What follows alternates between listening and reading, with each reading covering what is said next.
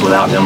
Yeah, I thought, the rhythm, I felt like we struggled at the beginning of the game, but I don't think it was just not having Seth in the lineup. I think that contributed it, but, Radford's switching defenses, playing, zone, Jiren twisting his ankle, him going out, Caleb getting in foul trouble. And so it caused us to play some different lineups that either one, we hadn't played thus far, or two, haven't played extended minutes. And so I think that contributed to us not being in rhythm. I felt like the latter part of the first half, we started to find that rhythm. I felt like we continued that pretty much the second half. But there were spots that, again, we still struggled in regards to defending without fouling, taking care of the basketball, boxing out, stepping up and knocking down free throws.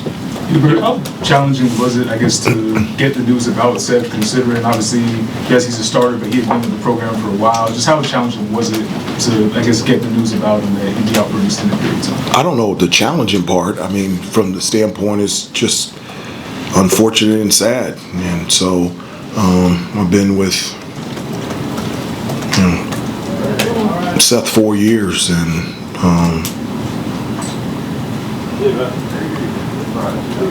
I wanted him on the floor. Hubert, do you have an update on Seth? I know It's the same update. Yep. Hubert, how would you describe Jiren's aggressiveness tonight? It felt like the most we've seen in time, especially getting to the free throw line. Thank you for asking that and noticing that. He was, and it's coming off of, I didn't know if he was coming back, but I thought he was the most aggressive he was thus far. And one, he has the ability to do that, and number two is that's exactly what we need.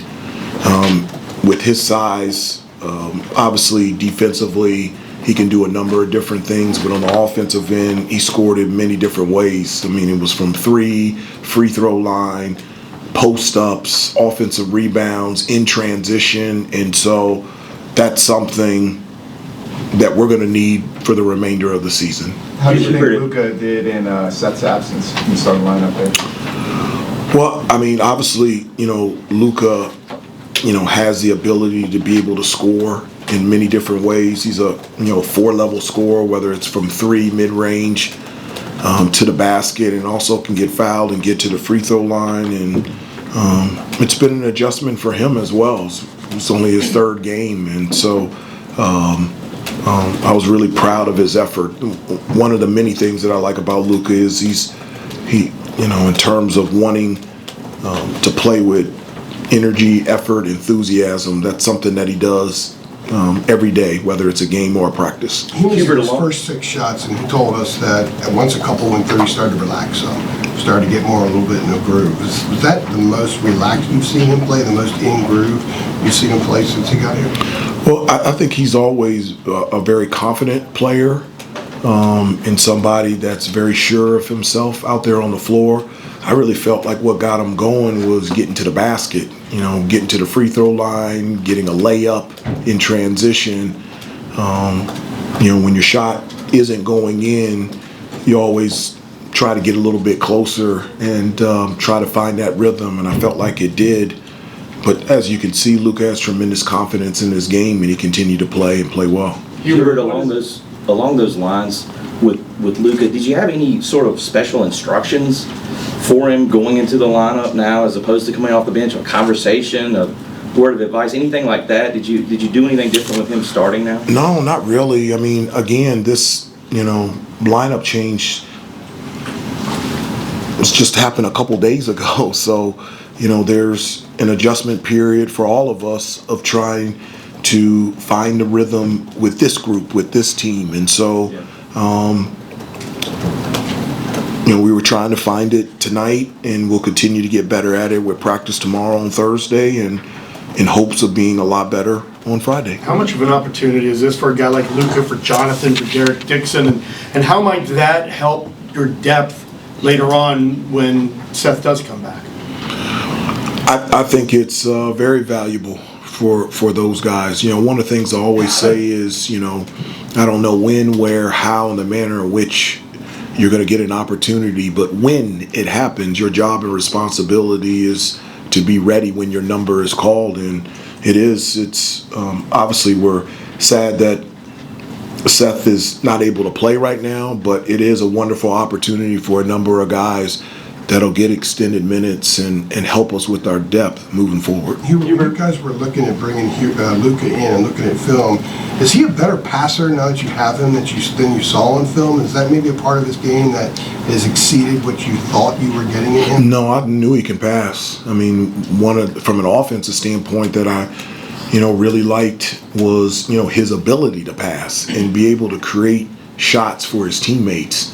I've said all the time that, I want multiple playmakers out there on the floor. He gives us another playmaker that can make plays for himself, but also make plays for his teammates. Michael, some of the creative passes, like the driving hook pass to Caleb for an alley-oop. I mean, you can't teach that. And we didn't teach that, but it worked. What do you see about the creativity of his passing? Well, his one of the things that I tell the guys all the time is I want you to play with your personality, and that's what Luca does. And again, he is a gifted passer, and he sees his teammates when he drives to the basket or makes his moves, and that's something that's important to him. And so whether it's a different way than others, it doesn't matter. It gets to one of our teammates in the right way where they can catch the ball and they can finish. Michael, then Noah. Hubert, what does it say about this team that you guys can scuffle in the first half, like you said, leave some points at the free throw line, but you still score? We left 18 points at the free throw. That's not just some. Well, you still score 89, you still lead by 26, late in the second half, win by 15. What does it say about you guys that you can do all those things and yet still win comfortably? No, I was really proud of the team. I was, this is a new team. We have 11 new guys, and I talked to them at great length in regards to reacting and responding coming off of Friday. And that,